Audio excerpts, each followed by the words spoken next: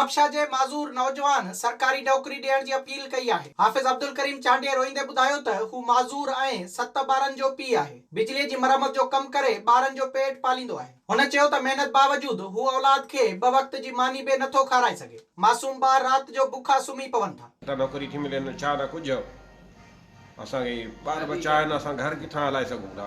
बचड़ा घणा आहिनि? बचड़ा साईं 7 आहिनि, 4 न्याणियूं आहिनि, 3 पुट आहिनि। घर नथा हलाए सघूं, असां इंतिहाई मजबूर आहियूं। असांखे पंहिंजी मज़दूरी कोटा में पंहिंजा हक़ ॾिनो वञे। कॾहिं कॾहिं असांजा बच्चा इहे बि थींदा आहिनि जो ख़ुदा जो कदम बुख ते बि सुम्ही रहंदा आहिनि। बचनि खे सभु असां नथा ॾिसी सघूं, बुख जी हालत में, ॾुख जी हालत में नथा ॾिसी सघूं, दाऊं कंदा आहिनि बाबा।